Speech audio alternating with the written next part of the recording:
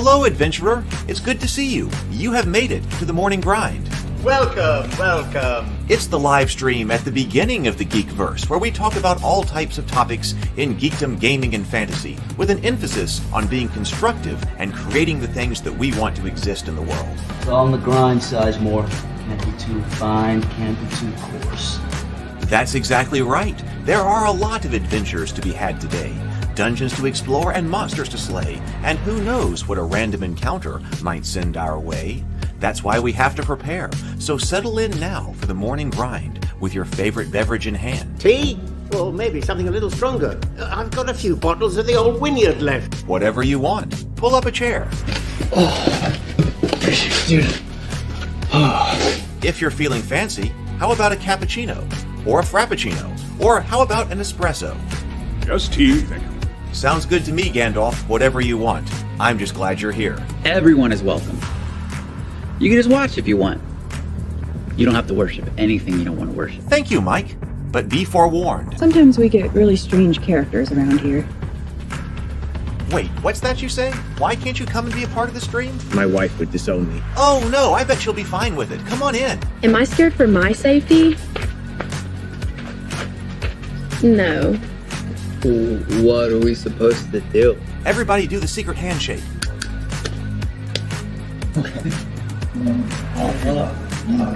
Secret cultist handshake. Oh, now do wizards who love each other. This, my friend, is a science. I still don't have gifts, but it's fine. It's all on the grind, son. Can't be too fine, can't be too coarse. Dude, this would be a sick place to bring the band. Indeed it would be, Dave. It really would. I'm seeing more people coming in. Welcome. Glad to have you here. Oh, look, here's someone new. Is this the cultist meetup? Yes it is. Come to hang out? Please accept me. I have nothing else. Okay, we accept you. Everyone's welcome here. Brought some snacks. Well, that makes things even better. You want some coffee? I don't drink coffee. You sure? It's cultist coffee. What makes it cultist coffee? I'm a cultist and I'm drinking it. Oh. Then I'll have some. What exactly is going on here? I'm seeing more people coming in. Welcome. It's so great to have you. Oh, and look, here comes another stranger. Can we help you? Yes, fellow cultists. I could really use some food. Oh yeah? Welcome. We have donuts. Oh, it's me. I'm glad I'm here. I'm sure you have a few questions for me, though. What's your name? Who do you work for? What god do you worship? Great questions, Rob. I'm Steve King, and I worship Nyarlathotep. No, not really. I'm just Heath, and I won't be worshiping anything this morning. But I will be your host. Welcome to the office. We're going to have a great time. I've got my coffee ready, because now it's time for the morning grind. If you could become a fish, that would be amazing. Then I could command you with my mental fish powers. Good morning, everyone. It is so good to see you. I'm so glad to have you here. I see lots of people already in the chat this morning. Welcome. We've got Bill here, Inner Lights here. And if you're watching on replay, of course, then welcome. It's great to have you. So we are going to be talking about D&D, or I want to say D&D 1. But that makes it sound like Pepsi or something, right? Like Pepsi 1. But this is 1 D&D. And this is actually something that I know nothing about. I've kind of skipped by it. It's kind of gone under my radar. So we're going to be kind of looking at it for the first time today and seeing what it's all about. If this is your first time to take a look at D&D 1, well, welcome. We'll do it together. Put in the comments what you think. We'll bring them up on the screen and we'll talk about them. If you are more experienced with D&D 1 and you've been part of the playtest or whatever else has been going on, please also let me know in the chat and we can talk about that. And there may be things that we can clear up and talk more about here. So we're going to see what that's all like. I do have a couple of things, one thing specifically, to follow up from the wind down last night. The wind down we had a great conversation last night on the wind down. And I was a bit concerned because I couldn't find one of my board games last night. I was trying to find Wizard's Quest, and I knew it was supposed to be sitting right over there. But you know what? It was. I just didn't see it in the dark. Look, we talked about this game last night. Anybody know this game? Old school gaming right here. I found it. You know what? It's so old school, it doesn't even have anything on the side here. And so that's why in the dark, when this was slid into the bookshelf, I didn't even see it. So Wizard's Quest. If you don't know this game, I do have a video on it up. But Wizard Quest located. Great old school gaming. All right. So let's sip and breathe. Or breathe and sip. Do it with me. It'll improve your day.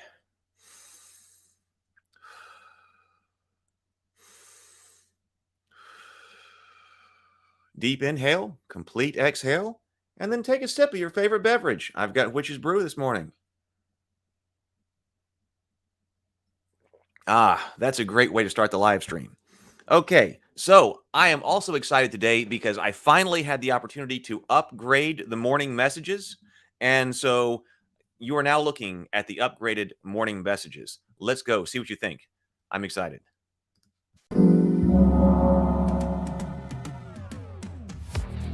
Friday night at 7:30 p.m. Central Time, new episodes of The Cultists Season 2 are premiering. It's our comedy web show about modern-day Lovecraftian cultists just trying to worship Cthulhu in a world full of people who don't understand.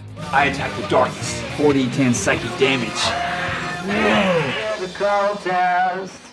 My parents are out of the house today. I invited the guys over for a little D&D. So do I get to cast spells? Yes, you're a wizard. I am? That's my spot! Oh, yeah? Well, why don't you come over here and do something about it? So I'm going to take Steve out. How are you gonna do that? I'm going to cast Power Word Kill. Kill, kill, kill! What happened? First they start playing Monopoly, and then they move on to Dungeons and Dragons. The next thing you know, they're worshiping demons and drowning themselves in lakes. Can't even cast a practice spell right. I think you're just not high enough level to cast Power Word Kill. I will not stop until Steve is destroyed. Edith, target, conditioner, saving throw! There's a live after party after every show with me, Heath. I'm the creator, co-writer, and producer of the show. I also play Steve, and other members of the cast and crew. Catch those live or on replay. If you need to catch up on the Cultist show, both Season 1 and Season 2 are on my YouTube channel. Just go to the playlist. Each episode is about 5 to 7 minutes long. We've also developed a social deduction and miniature game based on the Cultist that we want to launch on GameFound. Check this out. Ready for a Cthulhu Cultist party game of spellcasting and betrayal? Welcome to Ritual. This is just our gaming group. Indeed, but your gaming group is all you need to delve into the madness-inducing rituals necessary to summon Cthulhu. Click the link below to visit the GameFound page, follow the project, and learn more. Dude, this is hardcore. Ritual is a game of incantation, social deduction, and dreadful fun. To win, your band of loyal cultists must successfully complete 5 magical rituals. But watch out. Your cult has been secretly infiltrated by the sinister agents of the Yellow King. You think the cult of the Yellow King is here? If they can foul up 3 of your rights, then they win. You've not been further compromised by the Yellow King, have you? Check out the GameFound page for more about the game and for a brief rundown on how to play. GameFound is a great new platform for crowdfunding board games, and we are proud to make it Ritual's home base. When you follow the game on GameFound, you can get updates about the game's development before the project goes live. And you'll get a free Rob, High Priest of Dagon miniature in battle pose if you decide to back the game when the campaign goes live. There is even an opportunity to get an advanced copy of the rules and participate in the playtest for rules review. We'd like everyone who's a fan of the Cultists to be involved. Any cult leader would be proud to have you as their disciple. So if you're a fan of Elder Gods and crazy fun, come and join us for Ritual. Click the link below to follow the game on GameFound today. You can get all the links you need in the chat or in the description below. The Morning Grind is brought to you by Ravenkeep. That's the company that I set up to publish the things that we are making here on the show. Check out ravenkeep.net. You'll find merchandise from the Cultists, such as mugs and coffee, as well as board games, the Goodnight Sword ebook, and the Terra Tiles pre-order. Terra Tiles are the terrain system that my brother and I developed that I'm currently re-releasing. Terra Tiles are the easiest way to get great-looking terrain on your table. They are bright and colorful and ready to play right out of the box. There's nothing to print, paint, or assemble, and Terra Tiles are large, thick, and durable, being 9 inches from point to point. That's large enough to make setting them up quick and easy, while also being the perfect size to create really varied and organic-looking terrain setups for your table. This reprint is being produced in very limited numbers, so if you want one, you need to put in a pre-order so a box will get your name put on it. The Morning Grind is also brought to you by, well, no one else right now, but wouldn't it be cool if in the future there was somebody else who wanted to sponsor the show and keep us streaming? I think it would be pretty cool. We'll just see how it goes. Stay tuned and watch this space, I suppose. But all right, that's what you need to know right now. Let's get into it. Producing that was one of my major big rocks from yesterday. What do you think? I think the morning messages are going to be important, an important part of keeping this stream going and all of that. So I want to be sure that they are good and they are high energy. By the way, I've been loving the Discord. I think this is a really good thing. I love the Ravenkeep Discord. We'll come up with some rules and things like that because I want that to be an extremely constructive place for the community. I want it to be a community we can talk to each other, help each other out, give feedback on each other's games, works of art, whatever it is that you're doing, talk about stuff. So we are still in development over there. This is all very experimental. This is like day, 23? This is day 23 of the Morning Grind. So we're still getting things figured out here. So I'm going to drop a link to the Discord in the chat for 1 hour. If you want to be part of the Ravenkeep Discord, it is a fantastic community about productivity and being constructive in the Geekverse. So there's a lot going on there, and hopefully we will continue to build. So I just dropped that in the chat. What else do we need to say?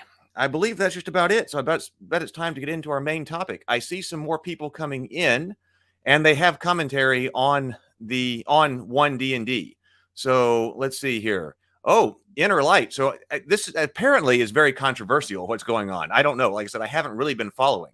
But Inner Light tells us, designed to kill tabletop gaming in favor of online play, according to most reviewers. Oh, interesting. That's the ones I've seen anyway. So time for another opinion. Well, we will see. Bill says, are we going to have to repurchase everything for 1 DnD in order to use it? I have no idea. Although I do hear that you hear of the backward compatibility. Backward compatible with 5th edition Dungeons and Dragons. So I want to investigate that as well because I wrote a whole world book for Journey to the Tree of Sorrows, which is a Cthulhu-based RPG that's over with Infinite Black. Hasn't been published yet, but I've written the entire thing, and we wrote it out for 5th edition. And so I don't really know what's going to happen. I don't know when that book is going to be published or anything like that, and how that's going to be impacted by the release of 1 DnD or whatever. I have no idea. Stray, good to see you. Good morning, everyone. Good morning, Stray. Great to have you here. So we will see. Mike is here. Good morning, Mike. Let's see.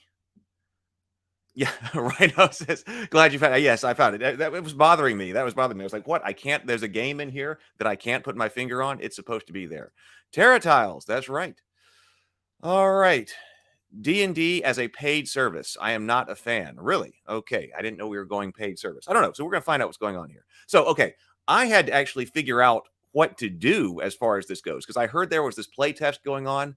Let me bring up this right here. So this is what I found. Or if I'm in the wrong place or somebody needs to tell me where to go or see something, well, then please do, point me in the right direction here because I found this.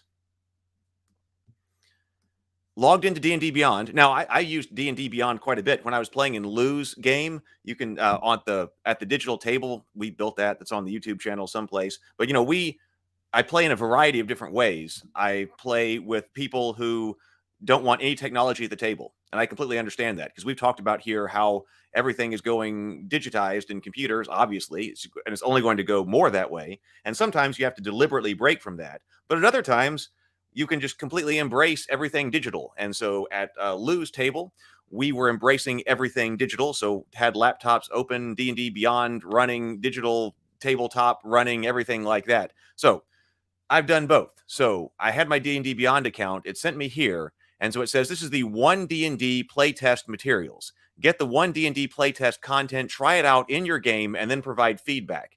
Check back each month for new content. So this is playtest material only. The game mechanics are in draft form, usable in your D&D campaign, but not refined by full game development and editing. They aren't officially part of the game and aren't permitted in D&D Adventurers League events, nor are they available for use on D&D Beyond. Okay, so I didn't know what to expect here, but I look down here and I see contents, And I see expert classes, survey extended, and character origins. But the feedback period has ended for character origins. I wonder what is that? We've got a YouTube video. I'm going to download that PDF. Well, we could look at it right here. We've got character origins. Maybe we should look at that. But it says feedback period has ended. But then if we go back, we've got expert classes as well. Actually, I'm kind of more interested in character origins. So this is our second unearthed arcana for D&D rule system. So I guess they're putting out parts of it from time to time and trying to get commentary on any part of it. So maybe we should go and take a look at the first one, because I was hoping that even though I haven't been part of the playtest from the beginning or anything like that, I could still go back and see kind of the first stuff. So maybe character origins is what we should look at, because I was also reading this thing over here, 1 D&D all race changes, and I was kind of interested to see what was going on over here with race changes. So, but this is like an overview on thegamer.com and not actually from the playtest material. So Stray says, the most important thing about 1 D&D is to give feedback to woke of the coast, to wokes of the coast. Okay, well, now's your opportunity for whatever, I suppose, right? However you get feedback, maybe we can figure out how to get feedback. I don't know. So let's see. Let's take a look at character origins. I'll just pull that up here because that was fast. So what does this tell us? We've dive into the material design for the player's handbook coming out in 2024. So, okay, so that's still a while away, but that's probably good. The playtest document presents character creation rules, including options for races, backgrounds, and feats. You can also find a glossary of new or revised meaning of game terms. We do have new races in here. This is playtest content. Okay, well then let's just go to it. So, everybody see that? So we're going to see character races. Okay, character background, starting languages, feats, and rules glossary. I bet in the time that we have, probably taking a look at character races is probably what we're going to have time for.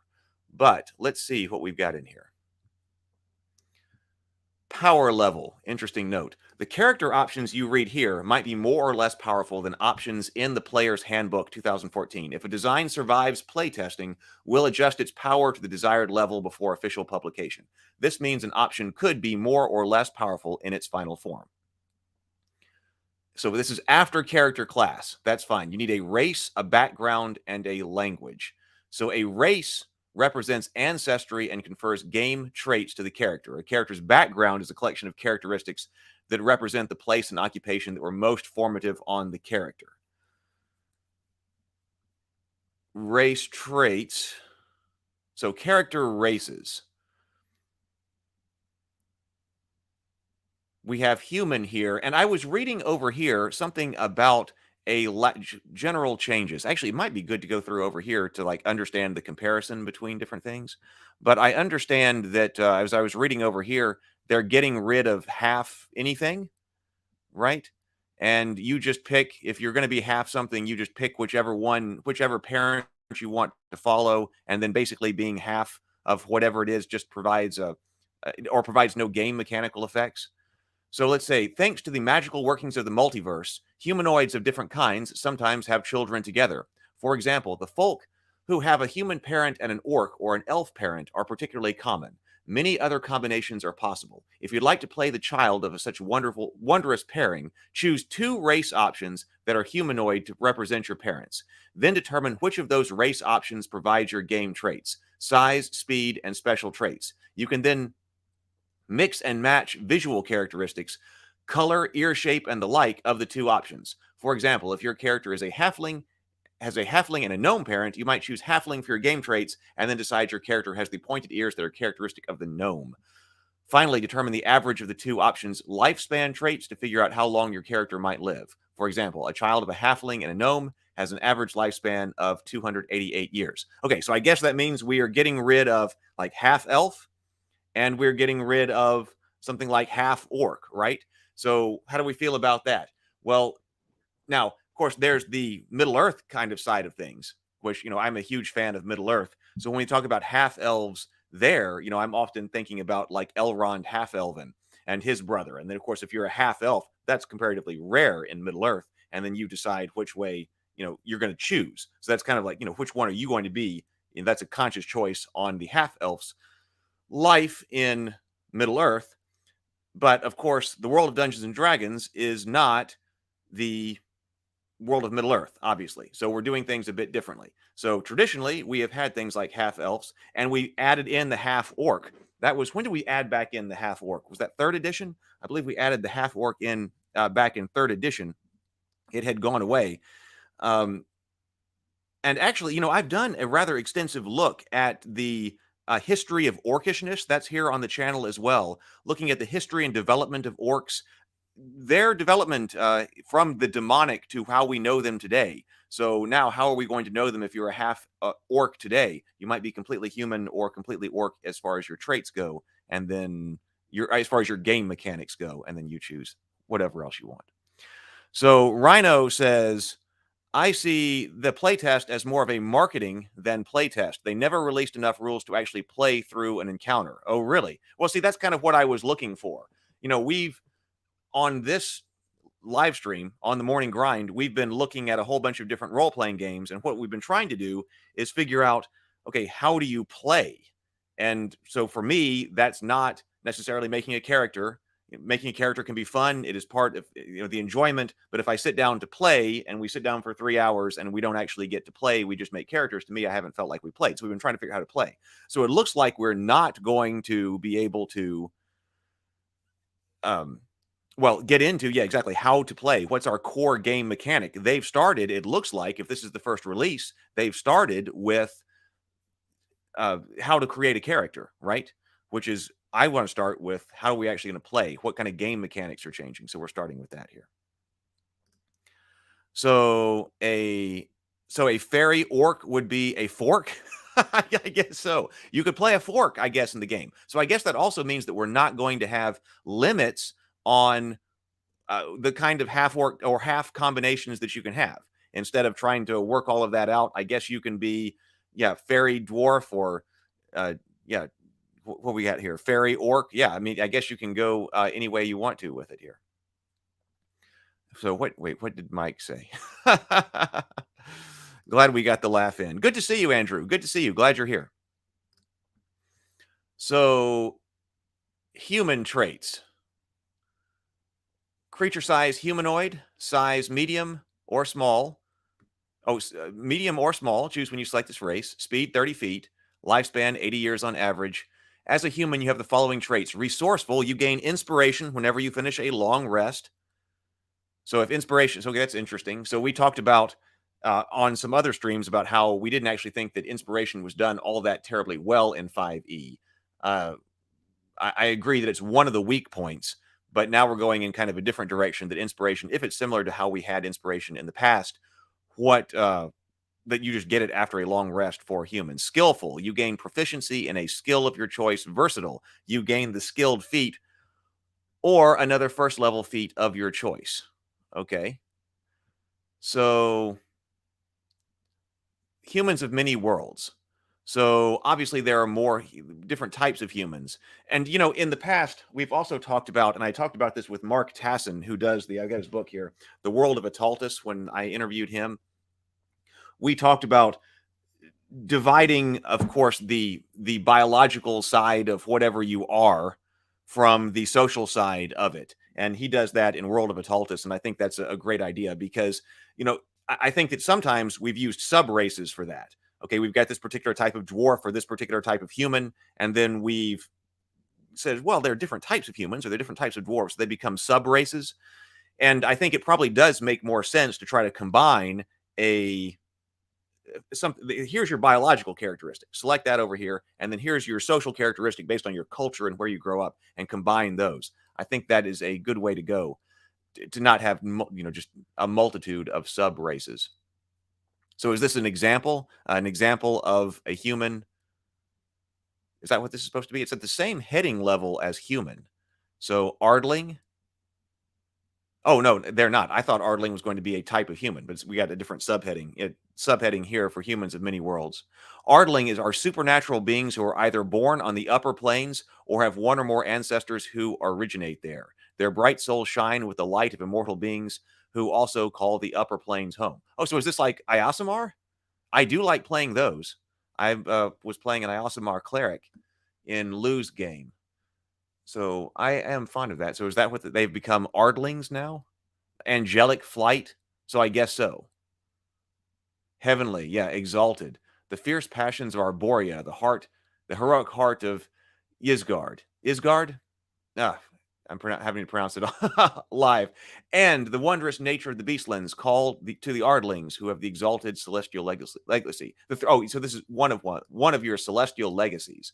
Choose a celestial legacy, I guess. I might choose heavenly. The blissful harmony of Arcadia, the unwavering justice of Mount Celestia, and the here's another word I have to pronounce live online for the first time. Bucolic paradise of Bitopia. Touch the souls of Ardlings who have the heavenly celestial legacy. Their celestial ancestors are staunch defenders of the lawful good planes. What else have we got? Dragonborn right here. So they're making a return. They showed up in 5th, right? They may have showed up in 4th. I don't know. I didn't play 4th. Dwarf.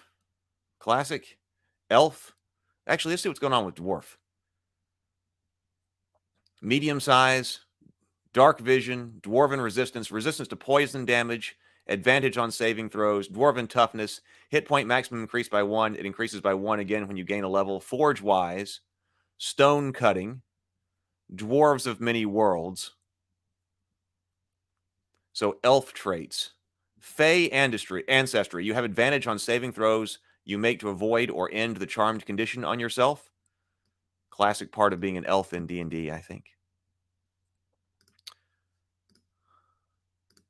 Trey says, Heath, much of the negative feeling around 1D&D comes from the announcement and its focus on an all-digital ecosystem, where you pay as a service for the rulebooks, D&D Beyond, and their VTT.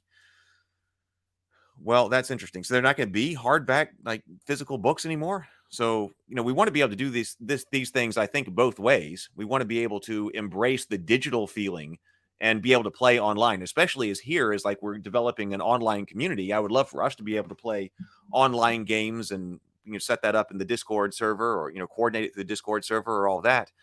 But we certainly want to get away from that. I suppose maybe that kind of feels like if something was inevitable right there. I can see why somebody would go that way. That like, wait a minute, we've got the successful thing that is D&D Beyond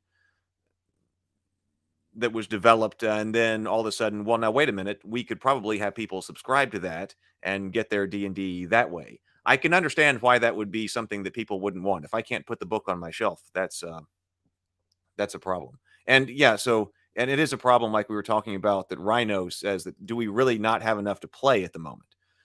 That's it doesn't all have to be there. Maybe we don't need to have all the Dragonborn and the elf and the humans and the dwarves and all of that. Here's a couple of that, and then here's the core of how do you play. This is the core mechanic that we're testing. But on the other hand, it might not be all that different from 5th edition, right? So maybe we don't have to worry about that because it says that it's backward compatible. So updating races and things like that.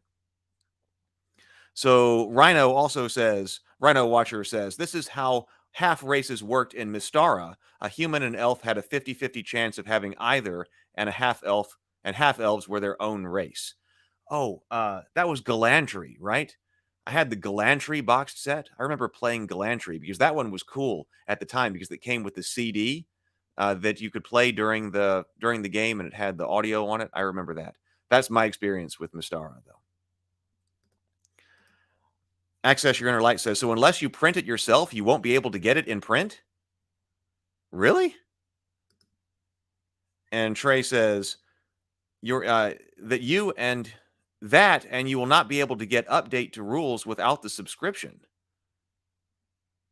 At least that's my understanding. Can we get confirmation of that? Can we get a fact check on that?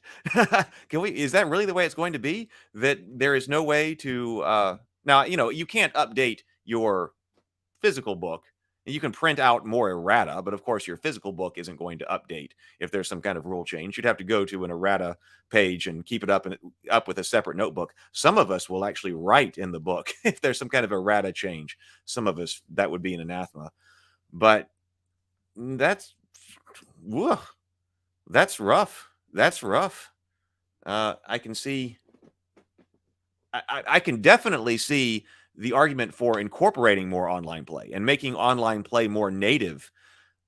Completely understand that. More, after COVID, especially, we're all got set up with all of our video conferencing stuff, and making that, a way to play tabletop games sounds like something that would be natural, to make it to think about that a lot more if you're going to be developing a new edition. Certainly makes sense.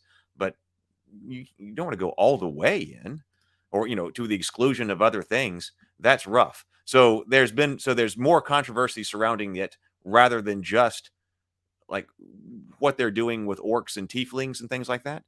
Is this not an important thing to cover? I'm kind of interested still. So we do have orc. So are all these races going to be in the player's handbook, or are they just playtesting a whole bunch of things? Because I got gnome. I like the gnome. I did play a gnome once, and I had fun, because there's no race like gnome, my friends. There's no race like gnome. Not something standard I do, but I have done it. Orcs.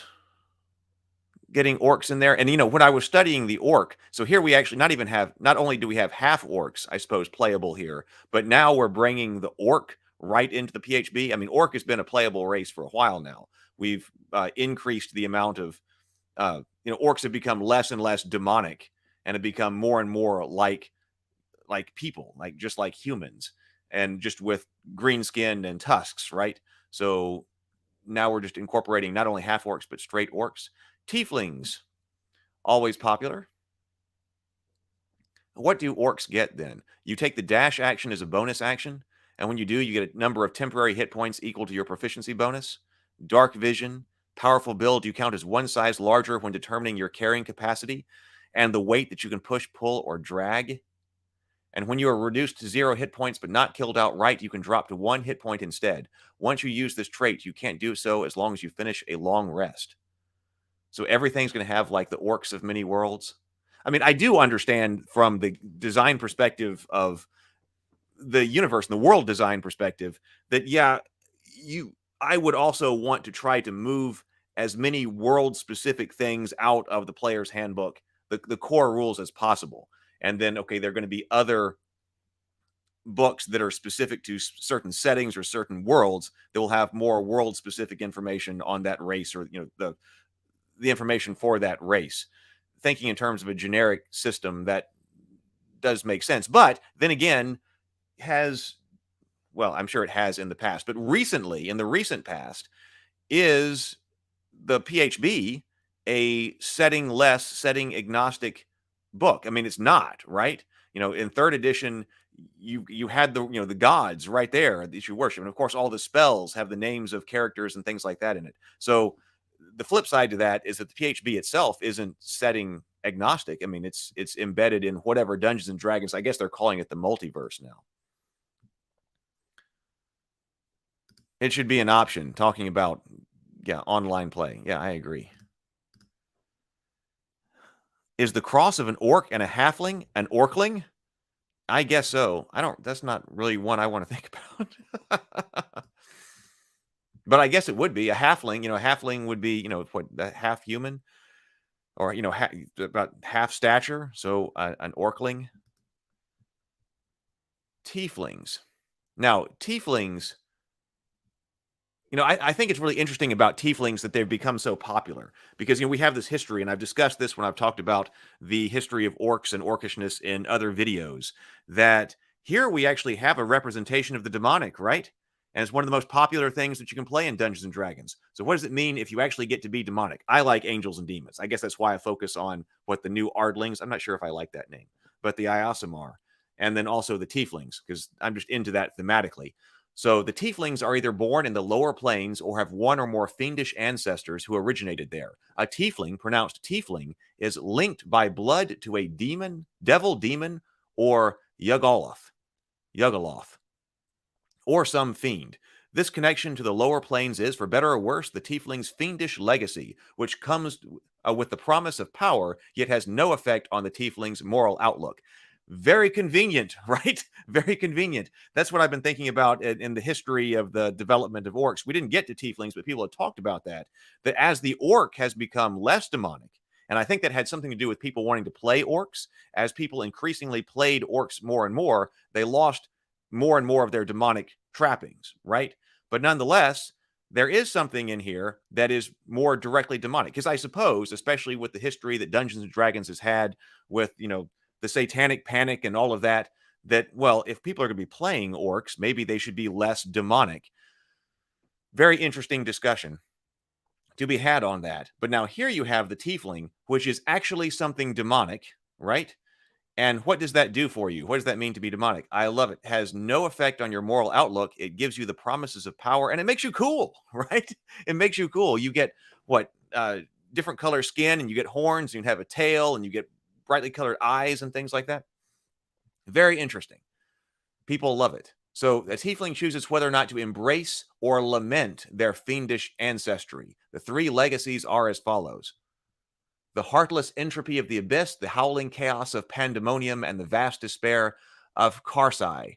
Call to the tieflings who have the abyssal fiendish legacy. Horns, fur, tusks, black blood, and peculiar odors are common features of such tieflings, much of whom have the blood of demons coursing through their veins. Chthonic. Tieflings who have the chthonic fiendish legacy not only feel the tug of Carcerai, but also the greed of Gehenna and the underworld gloom of Hades. See, this is obviously not setting agnostic, right? This is deeply embedded into what's going on here. Some of the tieflings look cadaverous. Others possess the unearthly beauty of an incubus or succubus, or they have physical features in common with a night hag, a Yugoloth, or some other neutral evil fiendish ancestor. Infernal. The infernal fiendish legacy binds tieflings by blood, not only to Gehenna, but to the raging battlefields of Archaron and the diabolical 9 hells. Horns, spines, tails, golden eyes, and a faint odor of sulfur or smoke are common physical features of such tieflings, many of whom trace their ancestry to devils. Another reason I'm thinking about this is because when we were developing the Journey to the Tree of Sorrows RPG, which, like I said, is not published yet, but I was doing that with David over at Infinite Black, we had to decide what type of system we were going to write this for. And we worked on experimenting with our own system, which is still something that I really want to do, which is why we've been talking about that, and system RPG development in other live streams. But, one big reason why the 5th edition rule set is used so much is because everybody knows it. Not everybody, but I mean, if you're gaming, you probably play D&D. And so there is a huge advantage if you're trying to develop a new world to using the 5th edition rules because it was so accessible. And I heard somebody commenting, or I was reading somebody commenting on the idea of open licenses in other videos that I had done. And, I remember when that first happened, like when the open gaming license came out with 3rd edition. I mean, that was a huge thing. I suppose we can argue the merits of it or the advantages and disadvantages and things that have happened. But on the other hand, there was just been this explosion of gaming stuff. I suppose we're on the other end of the golden age. We might be in a golden age, but on the other hand, we might be on the other side of it where we're just saturated with stuff, right? But on the other hand, a lot of people know that. So if they're going to make it less accessible now, that might be a reason for you not to do stuff in 5th edition. Or maybe you have to do it in 5th edition and not the 1 D&D or whatever. Are people going to know that? Is that going to be a common kind of action resolution system for people playing in role-playing games? Of course, I'm a fan in general of having the rules support the setting when that's possible. In other times, hey, enjoy the setting, use the rules you know. So Greyhawk, yes, coming up. In 3rd edition, it was Greyhawk. Yes, I remember. In 5th edition, it's Forgotten Realms. That's right. So everything in the gods in 3rd edition was all Greyhawk. We played in a lot of Forgotten Realms. I don't know if I've ever played in Greyhawk. Probably have. I guess by default you have, right? But Forgotten Realms, I remember we'll look at this on a live stream. I've got the old AD&D Forgotten Realms box back here, campaign setting. Loved it.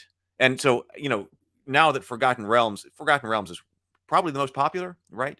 So now that it is the default setting, it's getting a lot more material. But I remember it also being the one that you had to go to. Oh, go get the Forgotten Realms campaign setting. Lots of stuff going on over here. Innerlight says, although most of the 3rd edition computer games are in Forgotten Realms, but the 3rd edition online game is in Eberron. Oh, interesting. I've never played in Eberron. But yes, a lot of great computer games like Icewind Dale and Neverwinter Nights, right? Forgotten Realms. Didn't play as many of those as I would like. Mike says, I remember the Satanic Panic. Excuse me. I remember the Satanic Panic. My argument to those folks was if they played cops and robbers as kids, did that make them more likely to be robbers? Yeah, I hear you. I hear you. Rhino Watcher says, 4th E has a new default setting too. Becoming D&D had Mystara. Or Becoming D&D had Mystara. They always change the default world in a new edition. Oh, I didn't know that was always something they're going to do. Trey says, Heath, I'm going to have to use my Google Foo to find more information at the moment. I can't find a reputable article, but I did watch the release video from Wizards of the Coast, and I'm just stating my takeaways. Okay, I was wondering, I saw those there, and I was wondering if we should take a look at them. I didn't see them yet. I don't know if I can play them on the stream. I think all this stuff is going to use I think all of this stuff going on is just going to lead to a greater renaissance of old school. Well, it might. You know, it could do that or other systems. Of course, we've been looking at all kinds of systems here. I want to look at some more of them. And in the Discord channel, Trey is the king of alternate RPG rules. And we've got the section for the other RPGs. And Mike, Trey has been posting all kinds of things like that. So it could be a greater renaissance of old school. I can definitely see that happening for certain types of gamers. I can also see moving to other kinds of systems and more systems being developed. I mean, it's easier now than ever, of course, right? I mean, that's greater fragmentation, I suppose. But, you know, there's a lot of stuff out there. And that's one of my main takeaways for a lot of things. If we don't like the way things are going, in this case, I mean, I don't, you know, we'll find out more about this. But in the event that you're one of the people who don't like the way that this is going, whether it's because of the online stuff or if you're looking at the races and the classes here and whatever else, and you go, I'm not into what they're doing here. Well, you know, there are alternatives.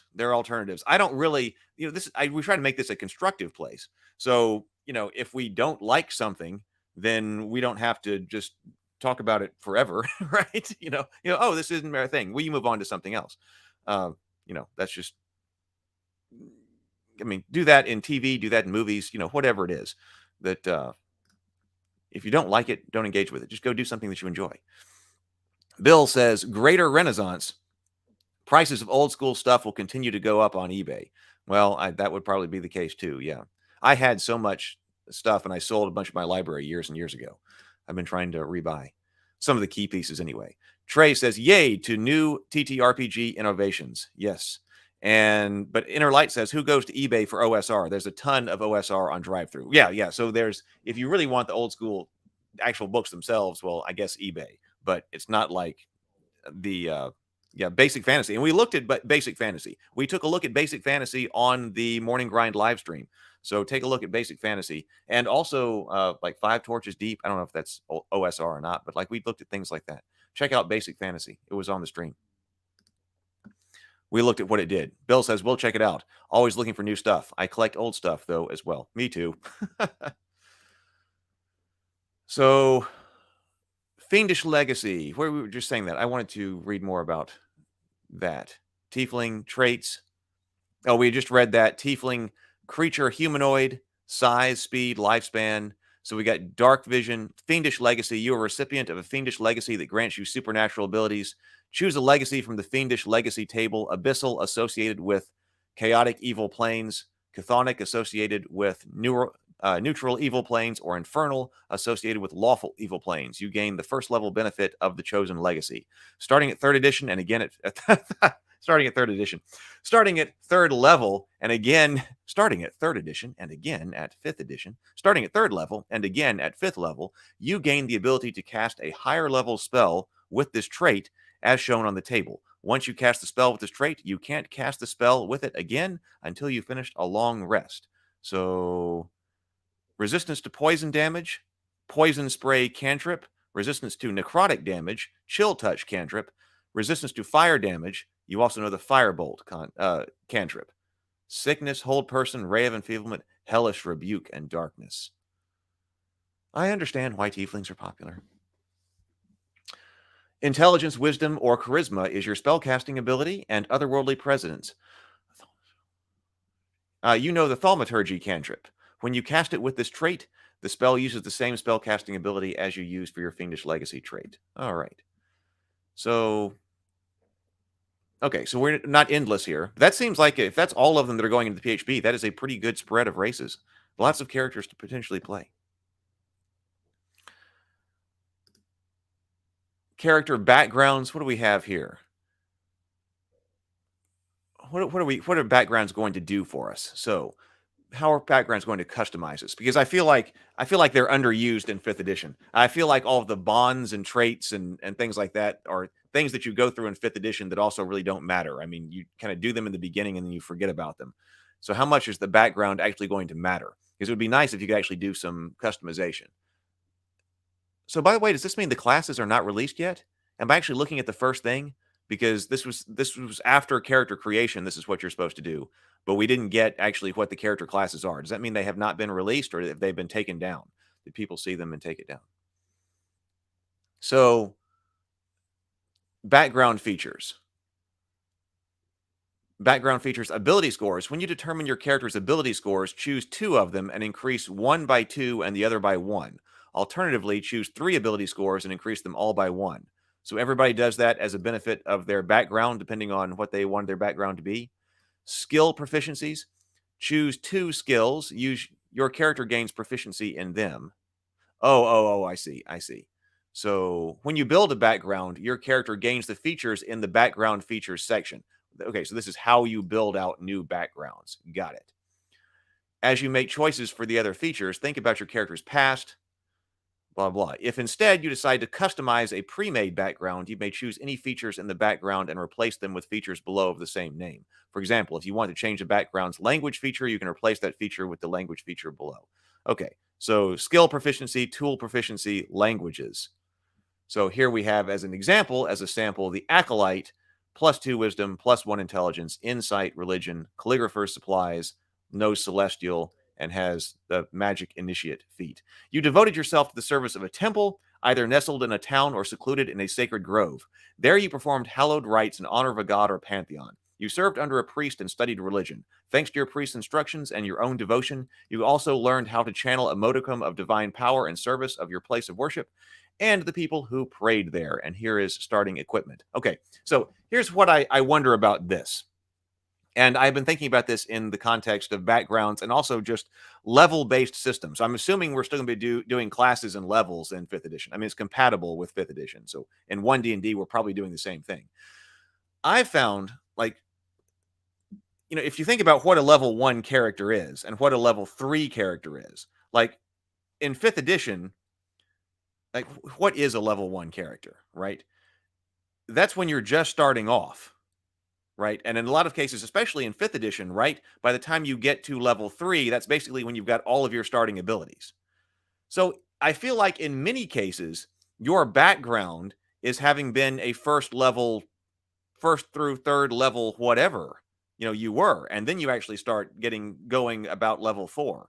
So when I think about being a background, like think about being a cleric. That's what I'm trying to say here. For instance, as an example with this Acolyte, say you are going to be a cleric. Well, it would kind of make sense, I suppose, to take the Acolyte background. You were an Acolyte before you were a cleric, but you're still learning being a cleric at level 1, right? So an Acolyte, whatever you were doing, so you've been in the church for a long time, but you were what? Level 0 isn't an official thing, right? So you were a level 0 character when you were an Acolyte, and then you became a level 1 cleric. I mean, to me, it kind of seems like the level 1 the cleric should be, you know, it's kind of like the Acolyte. And to me, it gets crazier or crazy. It starts to drift away when you want to have somebody who is not matching their background to their current class, because this makes a lot of sense. The Acolyte makes a lot of sense to pair with the cleric, right? Because then you start with books of prayers, calligrapher's supplies, a holy symbol, parchment robe, 3 gold pieces. You know religion, insight, are proficient with calligrapher's supplies, know celestial. I mean, this kind of sounds like something that a cleric should have. If you don't take this and you're a cleric, are you actually hindering yourself? Because I did that Look, a cultist. Oh. Good. Glad we have the cultist background here. Are you hindering yourself if you do that? Because I was thinking I wanted to play a necromancer. I was playing the half vampire necromancer. The I forget the name. The half vampire necromancer, and I wanted this person to be very like religious in the gothic sense, and of course obsessed with death because there's the vampire element, but life and death and living among humans, and also has this religious aspect to it because there's in traditional gothic horror, you talk about vampires either going to hell or being from hell, and I wanted that vampire to be kind of obsessed with that because he had this religious background. And so I think I did something weird, like took the acolyte background or something with my wizard, and then really didn't work. Like that didn't really work because I was supposed to have other kinds of things with my wizard because I had like insight and religion, and I didn't have like arcane insight or something. So I feel like if you're going to do backgrounds, we need to be sure that every background can go with every class. And this is a background that you're supposed to be doing before you were level 1. I mean, that's young. That's young, right? So that's the kind of thing that I think about when we're thinking about backgrounds. Like, it just seems like guard, that makes a lot of sense for a fighter, right? Does it make sense if you're going to be a fighter and then you start off as a farmer? I don't know. Let's see what people are saying.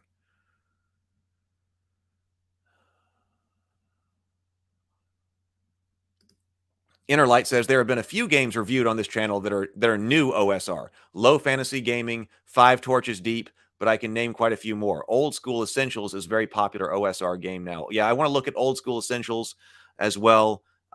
Trey posted about Osric. I want to take a look at that one too. I think I have looked at that one in the past, but we should do it live. Trey says, Old School Essentials is a great set of OSR rules. Just wanted to help Bill get around buying on eBay. So when you said old school, I thought you were talking about the first and second edition D&D. Yeah, that's still out there. But man, there has been people trying to bring stuff back. So, Inner Light says, so in a game I'm making, a background social talents have time requirements. So a background is a bit more than just a background, but some of them do allow for certain quests advantages. Yeah. And I think it becomes most interesting if you have some kind of background that is not paired with your character class, right? Because then you can have the cross. They can cross, and you can potentially come up with a more interesting character, as long as you don't necessarily, really need to pair a certain background with a character class. And if you do that, then you should just have it with the class. I think anyway. And also, like I've talked about on YouTube before, like, should there be first level paladins? What is a first level paladin? Does that even make sense? Right? Or should you have had to actually do other things and be a mighty adventurer before you become a paladin? That's what Hackmaster does. And there are things that I like about Hackmaster. We're going to have to look at Hackmaster on the live stream as well. But like, you can't be a paladin until you have been a knight. You can't get your first level in paladin until I think you have like 5 levels in knight. And you can't be a knight until you've at least like a 5th level fighter or something like that. I may have that off a little bit, but if you want to be a paladin, you got to start off as a fighter, and then you got to make sure that you do certain things in order to become a knight, and then you got to do certain things in order to become a paladin. So by nature, by their very nature, paladins are high level, great warriors, and that you've demonstrated that. Now, the downside to that, of course, is that if you just want to play a paladin, then you can't just start a paladin, right? So if you can start a first level paladin, then you can. But on the other hand, my preference there would be to make it easy to be able to start at higher levels if you're using level-based systems. Everybody wants to play the equivalent of a 10th level character or something like that. It should be easy to create those characters. So now you can start as a powerful knight, a powerful wizard, a paladin, that kind of thing, without always having to start at level 1 as whatever. Especially for one-shot games or 2 shots where you're just trying to have the maximum amount of fun and the maximum amount of adventure in 3 hours. So, Inner Light says, a lot of OSR is based on first and second edition. White box, black box, white hack, black hack. I was looking at white hack. That was recommended to me by the Nose Plays. The Nose Plays recommended White Hack, and I've been reading. I haven't been reading it. I've been watching YouTube videos about White Hack. Very interesting. Want to know more about it? I know you've recommended Black Hack, Inner Light. Want to look at that too. A bunch of those games based on those. One of my favorite OSR games is Buy This Axe I Hack, based on Black Hack. Want to look at that one too? Will do. Andrew says Farmer would have the strength and constitution to be a fighter. Also would make sense that he would be a level 0 as he has the physical body but no skills. Yeah, that would make sense to me too. But what's the difference? So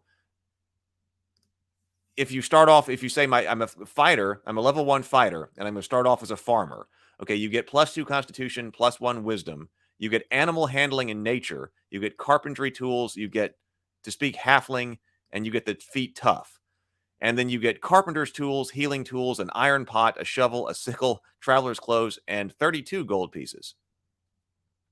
Whereas if you start off as a guard, if you're a level 1 fighter and you say my background was a guard, you get +2 strength, +1 wisdom. So you're swapping charisma for strength here. Athletics and perception instead of animal handling and nature. You get a gaming set. So one of your choice instead of carpenter's tools. Okay, you speak dwarvish instead of halfling. You are alert instead of tough. So right there, I'm okay with that. We got one called farmer and we got one called guard. And I could see people wanting one or another. There's probably other ways to get skill proficiencies as well. So if you want to be a fighter, you probably need athletics or probably want athletics. So you're not getting it free over here. Maybe there's some other way then in the one D&D then to make sure that you can get other skill proficiencies. And pick the one that you want to make sure that that's right. So, but then your equipment's going to be different here. So equipment, and this is kind of what makes it tough, right?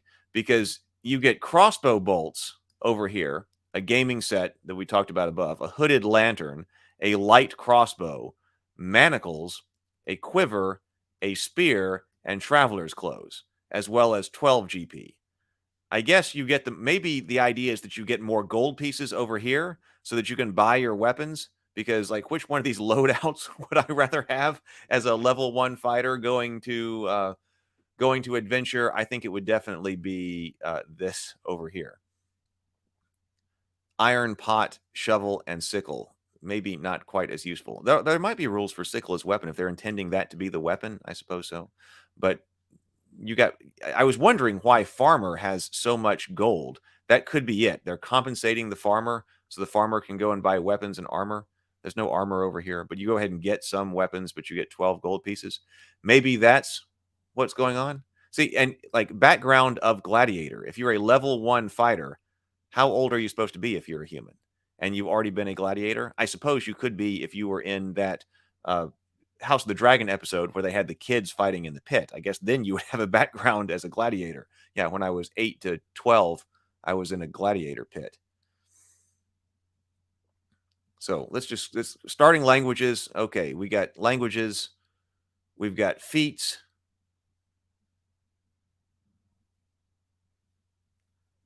Do we need to look at those? Rules, glossaries, anything new we need to know in here? So a test. Oh, so a D20 test. This is a little bit of how to play. We're kind of running out of time, but I'm just going to scroll through here and then we will wrap up here. But D20 test, the term D20 test encompasses the 3 main D20 roles of the game: ability checks, attack rolls, and saving throws. If something in the game affects D20 tests, it affects all 3 of those types of rolls. So this is how to play. I like this. Let's get into it. The DM determines whether a D20 test is warranted in any given circumstance. To be warranted, a D20 test must have a target number no less than 5 and no greater than 30. I like having a cap. Okay, rolling 1. If you roll a 1 on the D20 test, it automatically fails.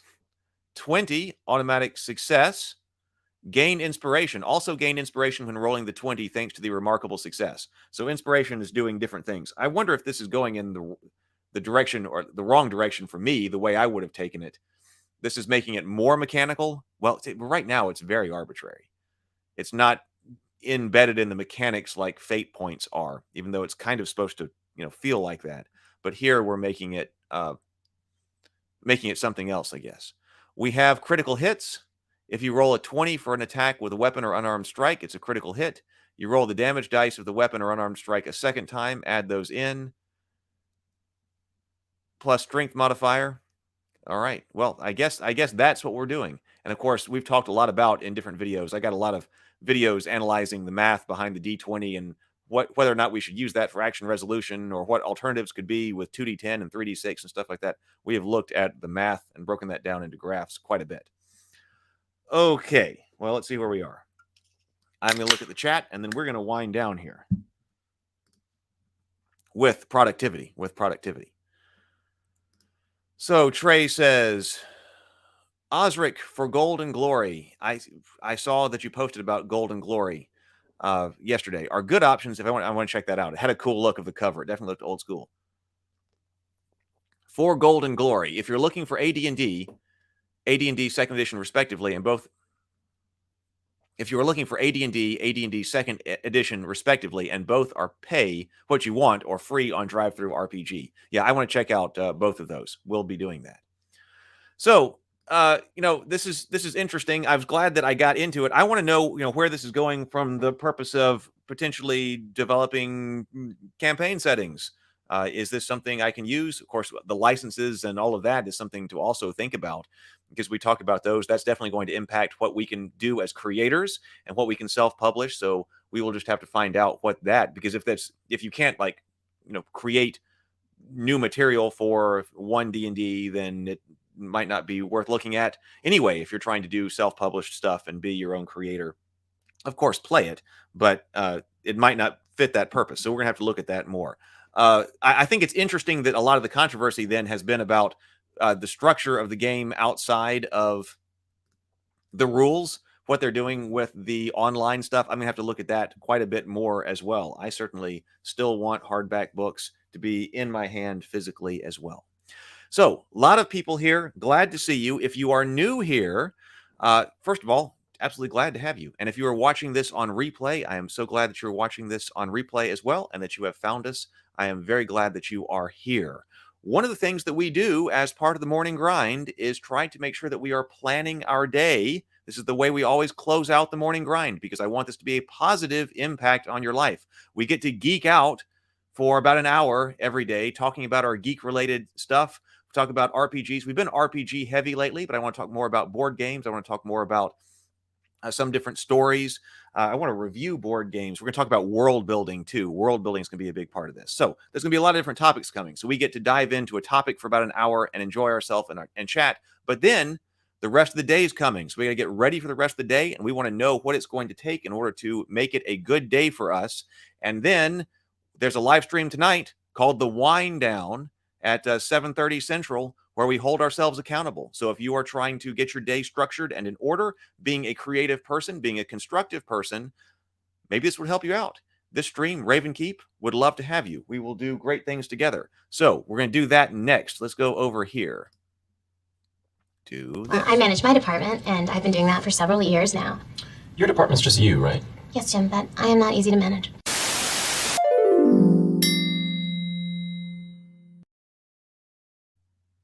So I have the auxiliary camera up here, and I want to go over this in briefly. What I'm going to do, I need actually one of my morning big rocks for the day is I need to standardize our procedure here, because I want to talk about use this time to talk about what I'm doing so that you can hold me accountable by the time the wind down comes, and not necessarily the procedure. I need to standardize that, but I think I'm just about got it down here.